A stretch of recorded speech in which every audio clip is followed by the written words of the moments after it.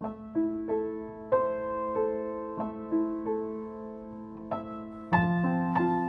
if I told you that right now someone was choosing whether you were going to live or die? What if I told you that this choice wasn't based on what you could or couldn't do, what you'd done in the past, or what you would do in the future? And what if I told you you could do nothing about it? Ladies and gentlemen, members of Parliament, thousands of children are right now in that situation. Someone is choosing, without even knowing them, whether they are going to live or die. That someone is their mother, and that choice is abortion. Every day, 115,000 children are being put to death through abortion. 115,000. Look around you at this great sea of people. This is only about 10,000 people. Every 2 hours, this amount of children are being killed because of abortion. Almost 1/3 of our generation never made it out of the womb. All those lives are now gone. All that potential, gone. And all that hope and future, gone. Now, I know what some of you might be thinking. It's not really killing. After all, a fetus isn't a child, right? But why do we think that just because a fetus can't talk or do what we do, it isn't a human being yet? The word fetus comes from the Latin word meaning young one or young child. Some babies are born after only 5 months. Is this baby not human? We would never say that. Yet, abortions are performed on 5-month-old fetuses all the time. In fact, in Canada, fetuses can be aborted at any stage during a pregnancy. Could it be that we only call them humans if they're wanted? No, fetuses are definitely humans, knit together in their mother's womb by their wonderful creator. Some people might say that since there are no laws against abortion in Canada, it doesn't matter anymore. The matter's settled, and it's not our business. But if an action is unjust, it should be illegal, and it needs to be our business. And this particular action has a huge impact on our society. Every year, 100,000 abortions happen in Canada. 1 million abortions happen in the USA. And over 42 million abortions happen worldwide. I'd say that's a huge impact. I know some people say the mother has a right to abort. After all, her life is dramatically impacted by having a baby.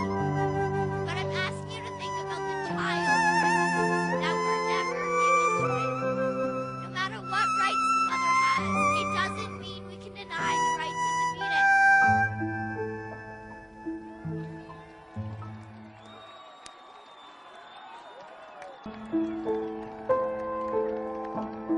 Or what about the people that say a mother shouldn't have to bring a handicapped person into the world?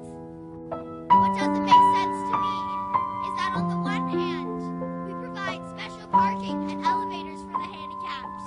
We sponsor the Special Olympics, speaking of the joy they are to us and how they inspire us.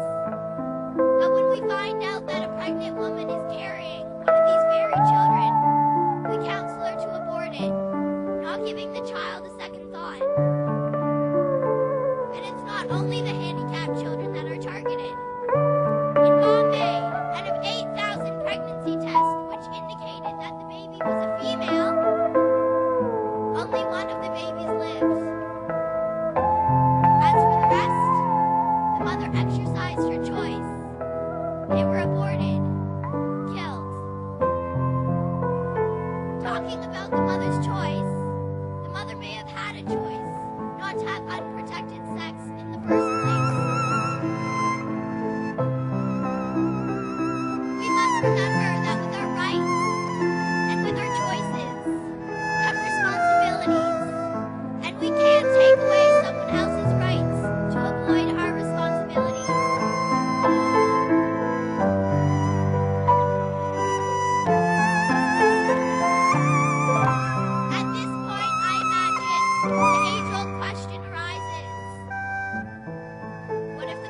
choose to have sex?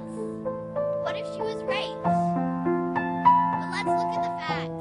Only 1% of all abortions are hard case categories.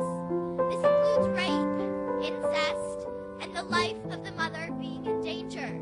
1%. That hardly justifies the disturbing volume of abortions that happen these days. And who's to say abortion's the easy way out? I don't think people understand the effects of abortion on a woman. Think about this. According to a recent study, 48% of women who have abortions face complications in their subsequent pregnancies. Some may not even be able to give birth at all. Women are also at a greater risk of developing breast cancer if they have had an abortion. But perhaps worse than that are the pregnant women who have abortions tend to have hormone disorders, substantial enough to provoke them to harm themselves. In addition, women are 5 times more likely to have drug and alcohol abuse. 98% of women who have abortions say they would not recommend it to a friend. And 80% of them say they would have carried the baby to term with better circumstances or more support from others.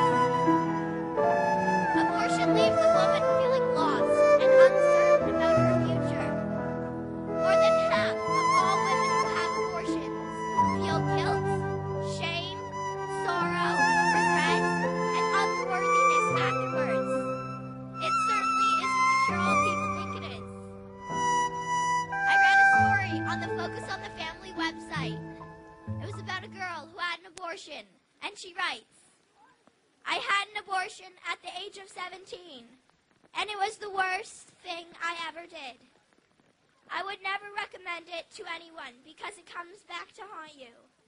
When I tried having children, I lost 3 because something happened to